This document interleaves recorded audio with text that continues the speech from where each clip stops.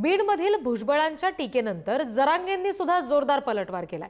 भुजबळांचा जातीय दंगली घडवण्याचा डाव आहे असा गंभीर आरोप जरांगेंनी केलाय। भुजबळांचा जामीन रद्द करावा अशी मागणी जरांगेंनी केलेली आहे। भुजबळ सरकारला लागलेली साडेसाती असल्याची टीका सुद्धा मनोज जरांगे पाटील यांनी केली।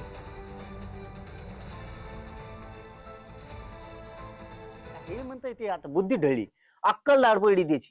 बहुतेक अक्कल दाढ असते माणसाला प्रत्येकाला, त्या घुरट भुजबळची पडली वाटतं। ते घुरट सगळीकडे ते वास दरवळतो का तसं ते घुरट सगळीकडे हिंडत आहे। ओबीसीतूनच आरक्षण घेणार आणि तेही मराठ्याला देणार।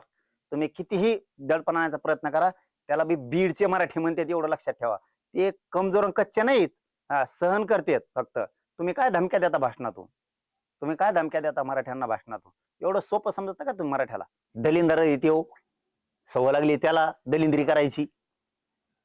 तेव काही म्हणल्यानी मला काय फरक पडणार आहे? यांनी महाराष्ट्राच्या मागे साडेसाती लावली आणि ती खरं इतकं दलिंदर आहे, मी हमेशा सांगतो तुम्हाला, ती लय मोठा शेणी आहे ते गुरड भुजबळ। ती म्हणजे कुठल्याही सरकारला प्युअर साडेसाती। अरे ज्याने आरक्षण दिलं त्याचा उपकार ठेवला नाही। पवार साहेबांनी यांना आरक्षण दिलं तर पवार साहेबाचा उपकार ठेवला नाही, इतकं गुरड आहे ती, इतकं दलिंदर आहे।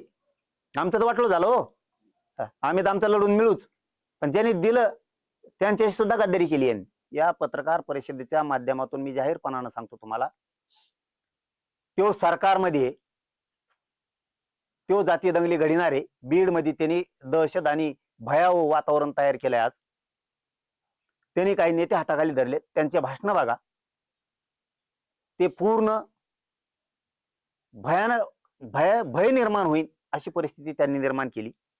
गृह मंत्रालयानं तो जामीनवर आलेला आहे, त्याची जामीन रद्द करावी।